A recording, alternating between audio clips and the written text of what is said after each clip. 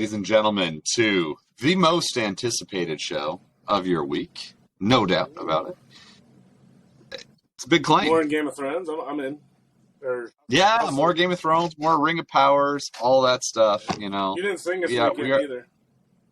I didn't. I just went for the bomb. Like, we're the most important show of the week. And I know that because our good friend Hightower already messaged me, and it's Wednesday. Wow, day early, too. A day early. So I know this is anticipated, and welcome to your Week 6, I believe, or maybe 7. We've lost track. Week 7. It's Week 7. ARU Men's Collegiate Preview Show. Men's Collegiate Breakdown Show. I think that's what we called it. You can tell it's been a week. We're recording Wednesday.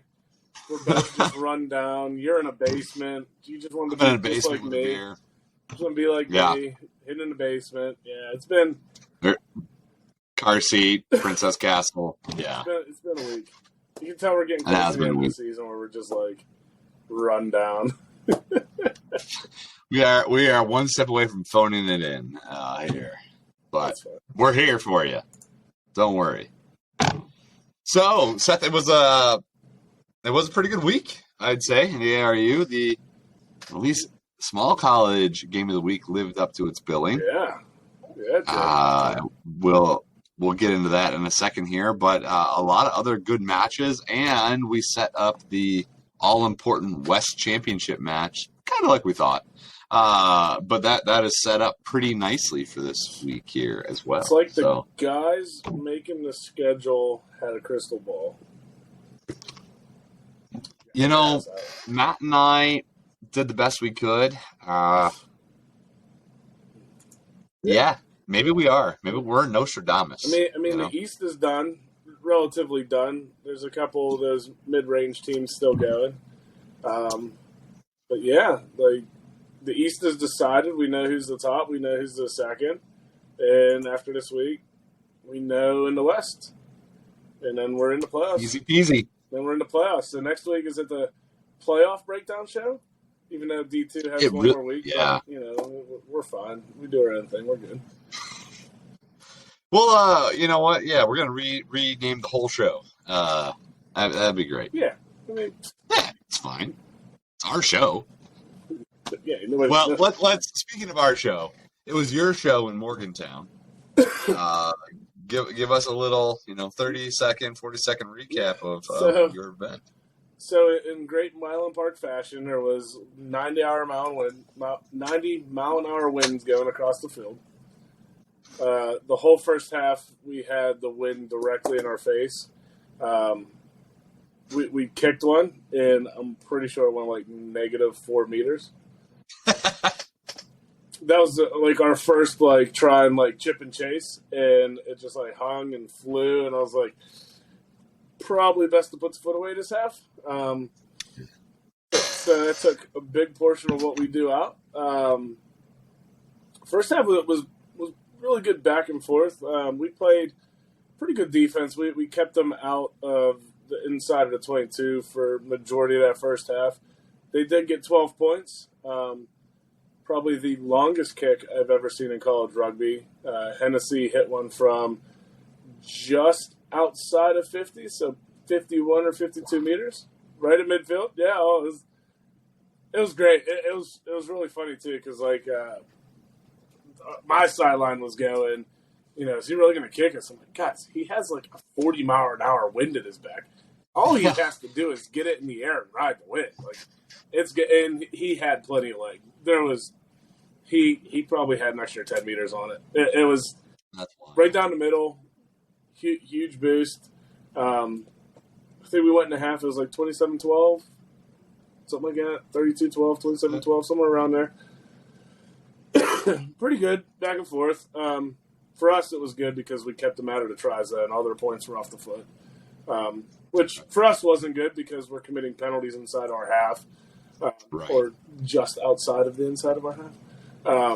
So, we know the area we need to clean up. We were very aggressive, which is really not like us at the breakdown trying to jackal. We have 3 or 4 that are really good at it, but then there's a couple that are the freshmen that really want to kind of make a name with the older heads. So it's like they're going to try and impress them. Couple like assist tackles and not release, go straight for the ball, penalties, aggressive penalties, things we can fix. But second half, we had the win, and I think we had a couple 50-22s, and it was more our style, more, kind of keep them from blitzing us with the foot, and we're able to put in some. I think the final was like 63-19, somewhere around there. That sounds right. Well, my West Virginia heart breaks, but it's okay. I know. I was outnumbered on that last podcast. It's fine. It's all right. It was a windy day everywhere. I feel like it was pretty windy up for us too, up in Edinburgh, and so I can definitely empathize with that. My face is less windburned today than it was Sunday morning. Yeah, for sure. Yeah. My nose hurts, but that's just because I got a guy kicked the ball in my nose. So, my guys are great. Probably a prop. My guys are great. Probably a prop. Second row, but there's not much difference when it comes to kicking. Second rowers can kick. Get out of here. No, they can't. Sorry, you put your dream away. You put that dream away. That is me kicking. I know. Kicking an extra as a second rower. So it happens. Yeah. Occasionally, lightning strikes. That's fine.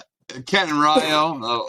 Kent short on numbers, so Kent, no match there. Ryo. It looked like they did some really cool community event though, which is kind of neat.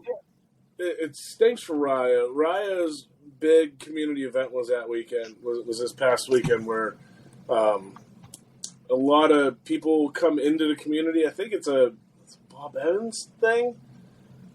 I think like Bob Evans was founded like in their town, and that was what led to like this festival. But it was rugby was supposed to be a key part of it. Unfortunately, Kent just didn't have the numbers. They had a lot of injuries. They have, some guys in academic commitments that they weren't able to travel. I think they would have been able to travel with like 13, and of that 13, like 3 weren't really healthy. So it became a safety thing, and they forfeited. Kent though, to give him a little bit credit, their Ryo Kent is supposed to play again, and they switched to his home and away just to kind of make it right for Ryo. So the last week of the season, Kent's going to go to Ryo. That's good. It stinks it didn't happen during the festival. Yeah. But, this time of year, as we know, and we're starting to see forfeits happen because of numbers, especially as teams on the fringe with like 17, 18, 19 players. You get a handful of them hurt, and now you're struggling. So, sucks, but it's nature. Kent, this week, and we're going to talk about it a little bit more, this week have everything to play for right now. So, Well, speaking of everything to play for, to move us along here, Franciscan and Slippery Rock, because I know we're going to talk a lot about this. A match for the ages, it sounds like, in Slippery Rock there. Yeah, back and forth. I don't know if Matt gave you a breakdown of it. Back and forth, tied at half, 12-12 at half. And then Slippery Rock pulled a little bit away. Franciscan came back. Slippery Rock kept the gap. And 33-26. So 7-point match. Kind of what we all really expected, I think, is a close physical match. Knowing a little bit and talking to Heasley and Hightower, Slippery Rock kind of sold out to stop John at 12, which not a bad plan. I mean, if you take him out, then you're forcing other people to make plays, and obviously Franciscan's good enough. Some others are gonna make plays. So it was a good match, back and forth. Again, picked the game of the week. Pretty good. Another 7-pointer for the game of the week. So the Rock is secured first place. They'll host at the Slimy Pebble. They'll host I forget who's 1 and 2. Oh, it's down to the Baldwin. Figure that out. John Carroll. We don't know. Then Franciscans secured in the 2. They travel. So none of the matches in the East, anybody can jump into that 1-2. It's secure. Franciscan and Slippery Rock are both done. Their points won't change, and nobody can jump them. So they are secured 1-2. The Rock will host. Franciscan will travel. And honestly, they had those matches. Again, we're talking numbers all in short here. But honestly, it's kind of nice. They culminate here with this big old match. Probably beat each other up pretty good, and they get a week off before they're into playoffs. So it's probably well timed for them. That's good, and we'll have more playoff talk later on. But yes, we will. So you hosted at Edinburgh. We did with a little bit of contractor engineering on goalposts. Yes, we did. A big shout out to my father-in-law, a contractor who saved our skin there. Temporary posts didn't materialize from where we were supposed to get them from. So the night before, we're engineering some, and about 9 a.m. we're in Lowe's grabbing 2-inch PVC pipe and hauling it out to the field. Everybody who has played rugby that's going to watch us has absolutely seen a PVC goalpost in their playing place. I'll show you pictures, though. They look pretty good. Oh, I trust you. Pretty good. I trust you. I know. Yeah. It was a good match. Listen, I really hope Edinburgh gets a team off the ground because they got space, beautiful fields. The grass was great, and it's such a good location. But for us, it was a good chance to get up there. 34-14 win over Fredonia. Fredonia's good, man. I know they haven't had scores go their way all year, but they're getting better, is what I should say. Okay. They got some athletes in the back line that can really move. Just a lot of sort of silly mistakes. Really, frankly, on both sides. I don't know what was causing it. I think we kind of got up early. I don't know if it was 24-7 at halftime or something to that effect. And then the second half, a little sloppy with the ball. Just kids saying, "Oh, we're up finally, we're winning. Now we can just kind of trick show behind the back type pass and get yelled at by coach because inevitably there was a knock on and we lost possession." And so we probably left a handful of tries out there. But I think Fredonia would probably say the same thing that they did as well. Yeah. So it was a good game. Definitely, had a lot of fun with it. Our guys appreciated getting a win finally. So we are up out of the cellar. Look at that. And actually Progress. And the win total gave us a point differential that now, even though both SUNY and Clarion have 5 points, our point differential kind of pops us above them for the moment. So we'll see. It's good match. Glad we could play it. Definitely seeing a lot of, we talk about number problems. Actually, frankly, both Clarion and I think SUNY have grown through the year. That's good. And a lot of our, it is great. And a lot of our new guys are certainly catching up to what they should be doing. In fact, our man of the match was a kid who's been out for 3 weeks and has really come into his own at outside center. So really loving that. Nice. Yeah. And then Frostburg went to Robert Morris. So we did get a match in there. Frostburg is finally starting to break off all the administrative holdbacks and chugging along here in this late part of the season. I don't know much about that match besides the score. It's 42-10 Robert Morris. That's all I can tell you. I didn't get to talk to Craig this week. Yeah. I can only guess that they kind of kept improving from Franciscan over that ESPN Plus game. Yeah. They look good. They're physical. They play defense. I'm just going to guess that they had a lot more ball in hand and less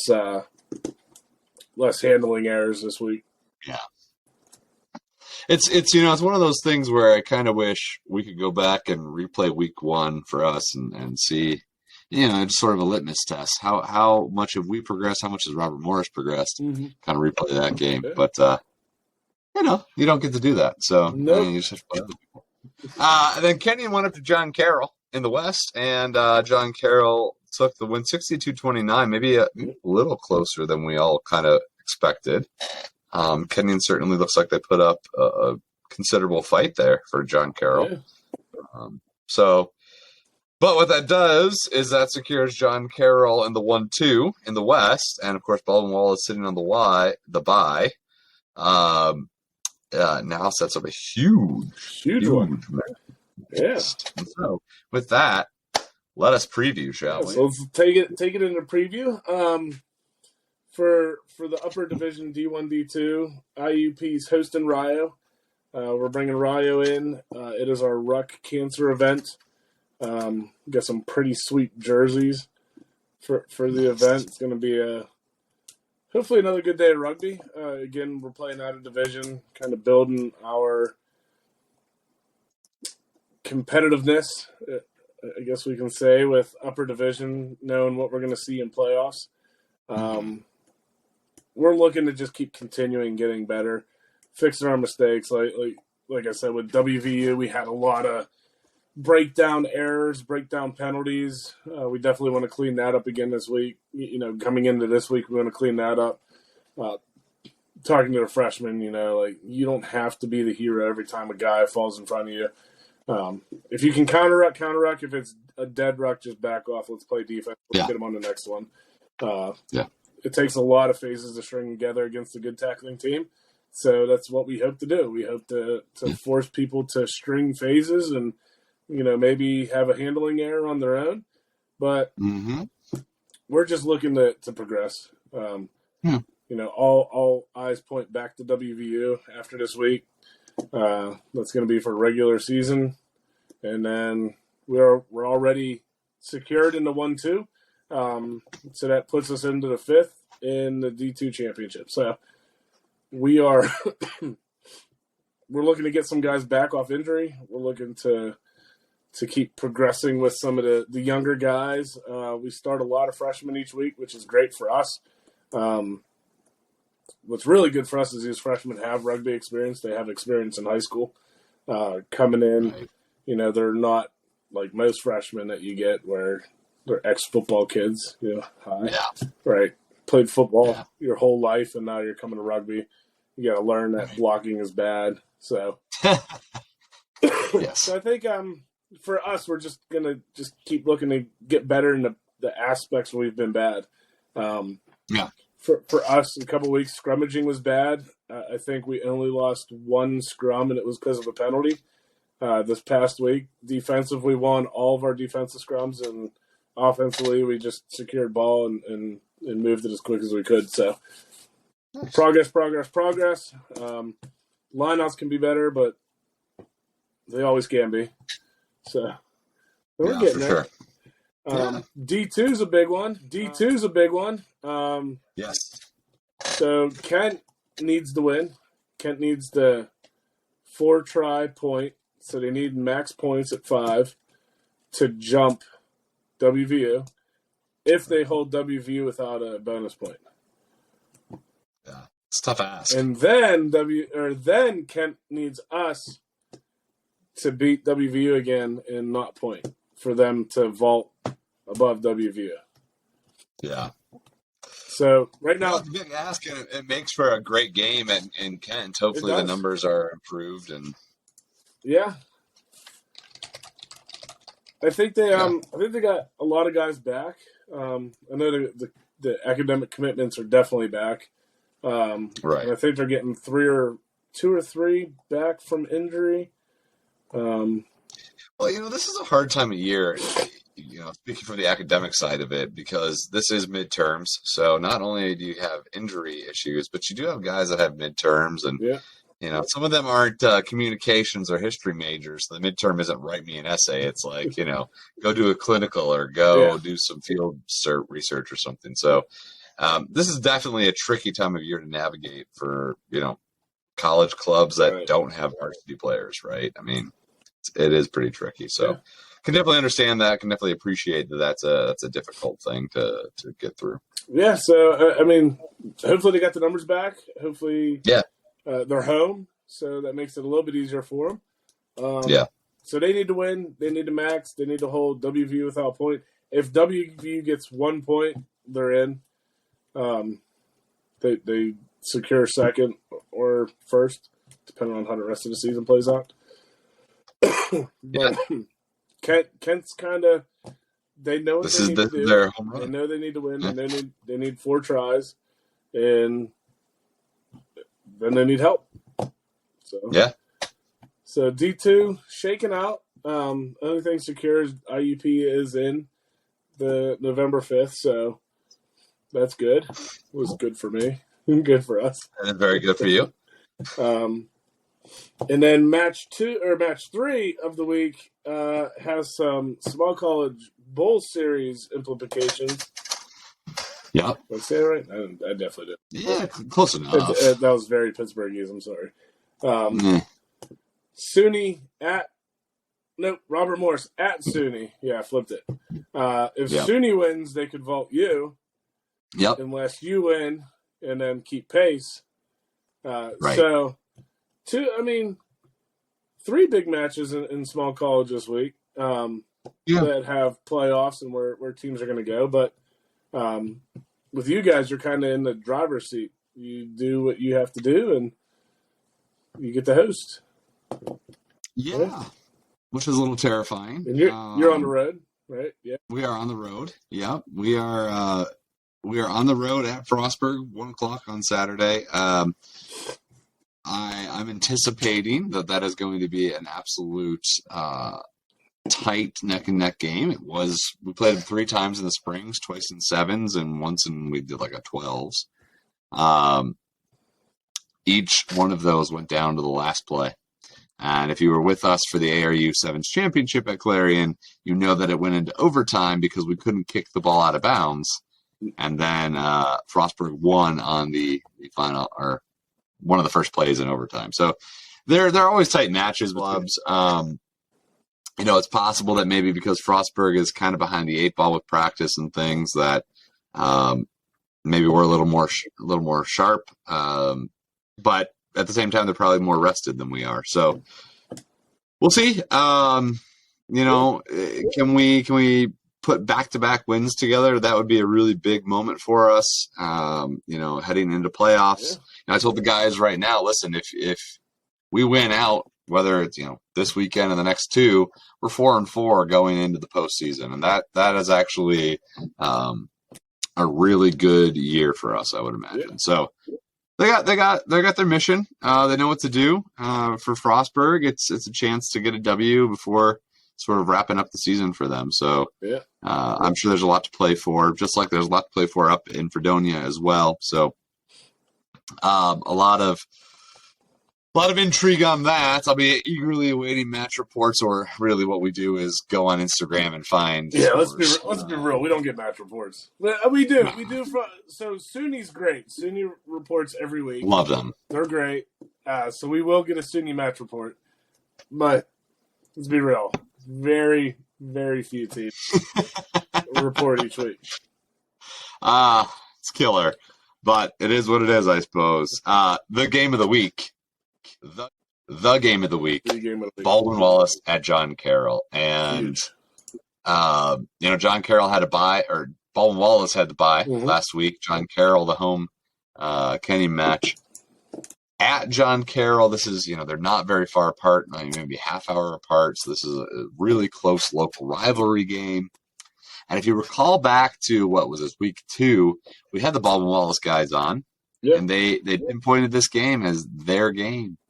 They said it was their school's. Forgive me, I don't know much about Baldwin Wallace or John Carroll, but it's apparently their school's big rival, generically. So this is they got to be juiced up here for this game, both sides. I think we've coming into the season we would have pinpointed, and I think we did. John Carroll is probably the winners of the West. Baldwin Wallace is probably the surprise team in the West this year. But that's looking like it's going to be a great game. I really can't wait to see what happens there. Winner takes the number 1 spot in the West. Yep. Loser moves into number 2. Case can't catch them. And I think Case is done anyway. There's no Case game here this weekend. Case is done. Yeah, so, winner takes first, just like we had with Franciscan Slippery Rock in the East. This is a winner takes first and stays home. Loser goes on the road to Slippery Rock. And I guess the added bonus here is they know what's on the other end of this. Whereas Slippery Rock and Franciscan just were kind of in limbo as who they were going to play. So they just knew one was traveling, one was home. Yeah. So loser goes to Slippery Rock, winner stays home and gets Franciscan, and either way, it's going to be a great match. You're going to likely see, let's just say, John Carroll wins another. If Franciscan maintains top 20 matchup between Franciscan and John Carroll, right? For that, so that's great. Baldwin Wallace is getting no love, which is crazy to me, in the top 20. But win this game, and that probably changes. I can say for certain one voter has had him in the top 20. Well, good. They should. And I only say that because I only see my votes. Yeah. Listen, I'm drinking Great Lakes Lager here, or Great Lakes Oktoberfest from Cleveland for our game of the week, our Cleveland match. So look at me be appropriate in my beer. Look at you.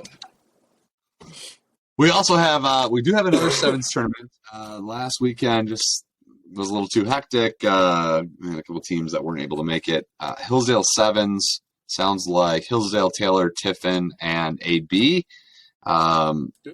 Maybe Ohio Wesleyan or Cedarville. They've been pretty active in that as well. So we'll see. It would be nice to get another developmental sevens in, and then Taylor will be the host for that sort of developmental sevens championship or final tournament. So we're looking forward to that as well. Nice. So yeah. So that takes us into playoffs, right? It does. And we've kind of been alluding to this, but we've been talking about it a lot, right? So yeah. So we've been saying all year, Rio is building a resume. We know nothing about D1 playoff structure or pathway more than we know Rio is trying to build a resume to get in the playoffs. We won't know for probably 2 weeks what that means. Yeah. So if they do get in, their playoff weekend would be the 12th, November 12th. Okay. So that would be their play-in weekend. But we don't know. I don't think NCR's put much out yet about national pathways. That should be coming up in the next day or two. It may be out before everybody sees this video. We just don't know. Right? Yeah. Which is fine. I mean, it is what it is. Yeah. Division 2, it's looking like Allegheny pathway leads to either Reading or Virginia. There's a lot of matchup. They try and do it. So matchup-wise, driving distance to regionals is a little bit easier, especially with it going Friday, Sunday for Division 2. So Division 2 and up are the Friday, Sunday models. Small college is still Saturday, Sunday, back-to-back. So the ARU pathway right now leads to one of those two sites. For our playoffs, IUP is locked into the top 2. They will play in the ARU championship, and who knows how the rest is going to play out. Kent could beat WVU. If Kent beats WVU this weekend and max points and WVU doesn't get any extra points, then Kent jumps them, but then WVU has one more match against IUP, so they have the ability to jump them back. So, it's all still up in the air for that. Yeah, we got 2 weeks left. Yeah. How's that? We got 2 weeks left. Tune back in for the playoff show where we minor edit Division 2 regular season at the bottom. So that's fine. Yeah, that's fine. There we go. Small college is getting set. So, like you said before, Slippery Rock's the 1. They host. Franciscan's the 2. They travel. That is set. That cannot change. Nobody can catch them. Nobody can get above in points after this week. The closest is Robert Morris can get the 15. Nobody else can get higher than that. So 1 and 2 set. We know where those two are playing and where they're going. Or we know who's traveling, who's hosting. In the West, it's down to John Carroll, Baldwin, Wallace. Whoever wins hosts Franciscan. Whoever loses travels to Slippery Rock. Easy, right? Easy. And then from there, the winners play in the ARU Championship. Both teams will make the national playoffs. So the top two make it. The winner gets an AQ to St. Louis. So for small college in the ARU, all roads lead to St. Louis. The number one team out of the ARU gets an automatic qualifier to St. Louis. So they get a bye week in between. And the loser then will play... excuse me. The loser will then play the Great Midwest on 11-2.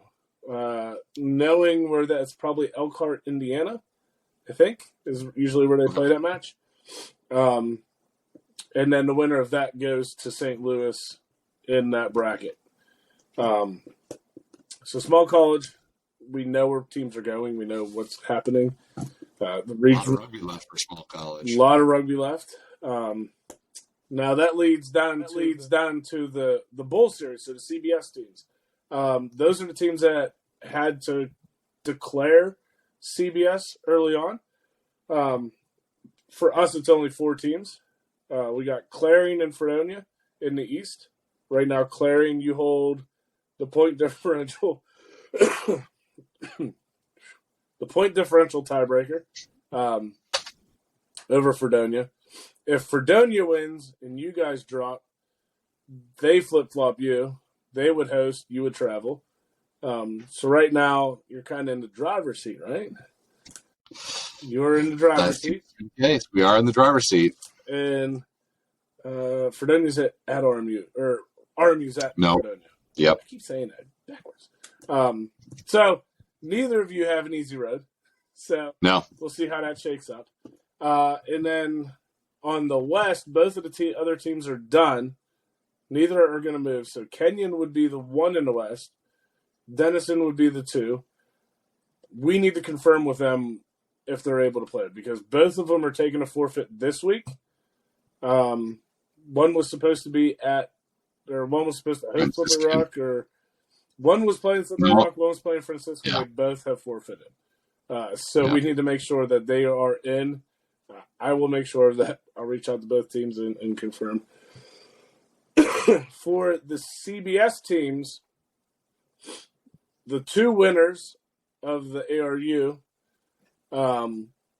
both advance to the regional round, which will actually pin ARU 1. So the winner of our CBS playoffs will play the Three Rivers number 2. And then our number 2, so our ARU runner-up, will play the Three Rivers number 1. And we will have a central location for that. Maybe Founders. If we can get Founders, that'd be pretty sweet. But cool. I got to do some planning yet. I'm not that far ahead. So I'm still trying to iron down our championship locations, which I think we're 95% of the way there. I believe so. We're 95% of the way there. We had 3 locations, all very good locations. Right now, can we even announce what the leader is? No, we won't do that. Let's get confirmed. I don't want to put the cart. Yeah, let's not confuse anyone. But I will say this: it is going to happen. Yeah, like you said, 95% sure. I mean, it's 95. This is still, Yeah. When you have to get the blessing of athletics, that leaves some wiggle room. Yeah. So, and it's weather dependent, and so the location. I mean, we don't want to play in a blizzard, and that may give away where we're thinking. But there is a backup southerly location that would be away from south of I-80. So, I mean, that's it, right? You hit that I-80 line, and it just snows versus rain. Yeah. So we have a north of I-80 and a south of I-80 location. We will have both locked. If we need to make a change the week of, we're going to talk to the playoff teams. we will have a playoff conference call. So if you're in those top 6 teams, you will be in a conference call next week. Yep. It'll be next week, yeah. I'm just trying. The whole D2 still has an extra week. Which is fine. Yeah. We should ballpark it. I mean, if we have a 7th team just in case because we don't know with D2, we'll be fine. It's fine. We'll be fine. So, playoffs are getting set. Hopefully. So to finish the bowl, right? So we play to finish the bowl. Yes, to finish the bowl. Right. So ARU 1 versus 3 Rivers 2, ARU 2 versus 3 Rivers 1. Winners will play on that Sunday. The winner then travels to St. Louis in our regional bowl against the Mid-America and Northern Lights. Mid-America and Northern Lights winner, yes. Mm-hmm. So, which is like Nebraska and Minnesota-ish areas. Yep. So that's our regional bowl. So kind of all roads lead to that bowl. So kind of that pathway, instead of being a national championship pathway, is a regional bowl pathway. And that's it just dead ends in St. Louis instead of going on to Texas. Yep. Which is cool. Should be cool. So that's like you said, we're getting there, right? Things are starting to sort of come into picture. And, I've said this before, we're not going to have office hours today. It's late. I'm at home. I'm not going to lecture you about things.